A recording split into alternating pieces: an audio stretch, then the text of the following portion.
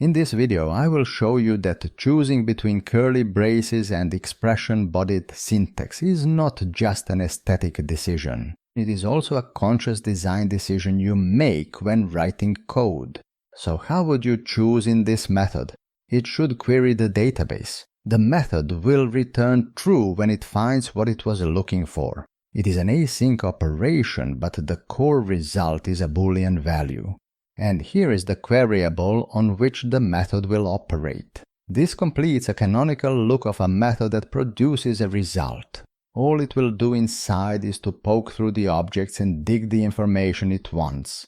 I'm filtering the database table, looking for this handle, awaiting the any async operator, and ultimately just returning its result.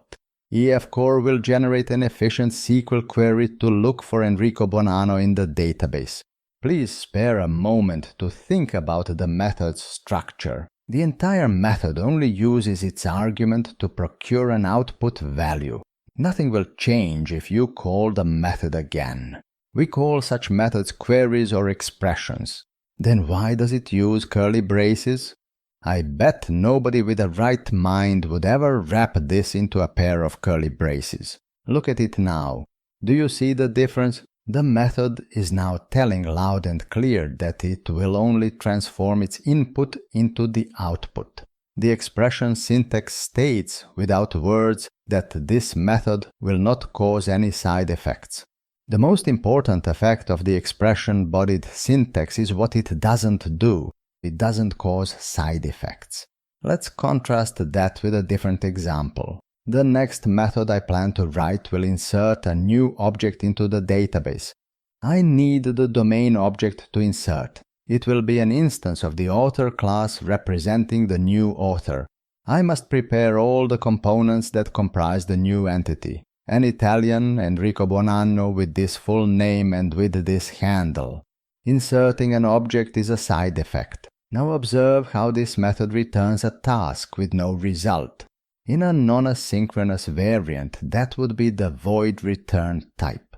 That is aligned with the design principle called command query separation, or CQS. Please do not confuse it with CQRS, which is an architectural pattern. The CQS principle suggests that a method should either produce a side effect and return void, or make no side effects and return a result. Causing a side effect and then returning the result could make the caller think they are calling a query, whereas the method has been changing the system upon every call. We call a method like this a command. The expression-bodied method below we call a query. So the command produces observable side effects. Adding the new entity to the DB context and saving changes is the side effect. This screen showcases the CQS principle applied to the letter. Commands would invariably use curly braces. Queries look more explicit as expression-bodied methods. You would identify the expression-bodied method as a query at a glance. On the other hand, the command is procedural by its nature and hence requires curly braces. There is, however, a corollary to CQS, which you will notice the same instant I start using the command method. Calling the command is easy, but living with the consequences is not. I must query the database to fetch the new entity. The command didn't even tell me the handle. The method returned nothing. You will often need a specification of what the command has done. Whether you wish to pass it back to the external caller or only log it, you cannot complete the calling code without that object. That is where the corollary comes to the CQS principle. It is a common practice to let the command return its subject. The command would behave as if there was a subsequent query. I will return the author entity just created. For one thing, I already have that object for free, so why pay the cost of querying the database? On the other hand, the database might change by the time we query it. The query might return a changed object causing erratic behavior. The caller doesn't need this explicit query anymore. It was wasteful and possibly wrong anyway. Accept the subject from the command method and use it the way you find fit. This completes both the command and the query. I will now run the application 2 times. In the first run, the query would find nothing and the command will execute. However, please observe the object it has returned. It also carries the identity value assigned by the database. Returning the entity from the command is very handy. I will run the application one more time. The query finds the entity in the database this time. The most important takeaway from this demonstration is how I implemented the two methods. It was natural for me to use expression-bodied syntax for the query and curly braces for the command. But the story doesn't end there. How about a query-style method that doesn't support expression-bodied syntax?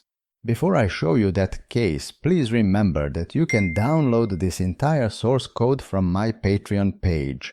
This channel is free thanks to the patrons. Every registered patron is helping hundreds of other fellow programmers watch all my videos for free.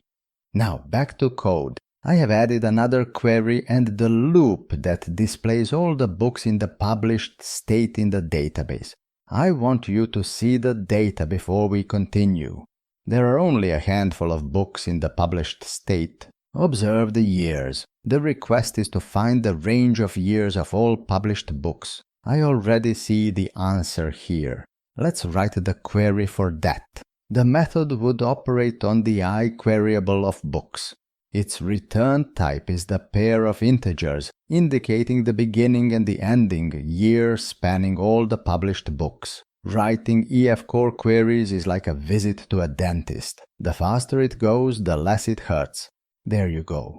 The short story is that I am querying all the published books, extracting their publication records and then poking out the publication year.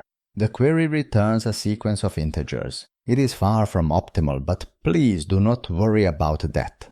Start worrying about the method's result. One value for the minimum year and one value for the maximum year as requested. Now this is tragic. This return statement will trigger the database query 2 times. Back to the drawing board. Time to practice algorithms. I will implement an aggregation algorithm in this method. If the sequence of years is empty, the method will fail. Otherwise, the first book's year defines the initial range. Every subsequent book might extend the range in one direction or the other. Whatever remains is the resulting range. Do you like it better this way? I could construct a SQL query that aggregates these values quickly and efficiently. SQL is a perfect language for such a task. Nevertheless, in this demo I wanted to show you what happens when a query-style method implements a procedural algorithm. Such a method will not be a candidate for expression-bodied syntax. This example shows that some queries require procedural implementation, typically to optimize the use of resources. I will run the application just to show you that the query method will return the range of years as we expected. It is correct.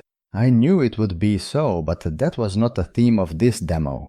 The theme was to showcase the differences between the use of curly braces and the expression-bodied syntax in everyday coding.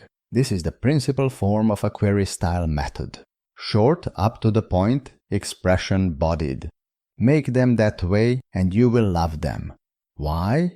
Because the expression-bodied form tells you immediately that the method does nothing but only calculates the result from inputs. The block method is a heavy axe. Expect side effects. Think twice before calling it again, because that might change the world 2 times in a row. Return void from mutating methods to avoid confusion. Return a type that represents the change itself if you must. Do that consistently across the code base. Make that a coding principle your team adheres to. The last category of methods is the proper query that is too complex to fit an expression form. The difference between a block query and a block mutator is subtle. It is merely in the meaning of the returned object. Sometimes it will be the same return type, where one method will be a query and another a command. That is dangerous. Bugs caused by that situation are sometimes hard to locate. That makes me love expression-bodied methods even more. They leave no room for confusion. Use them whenever possible.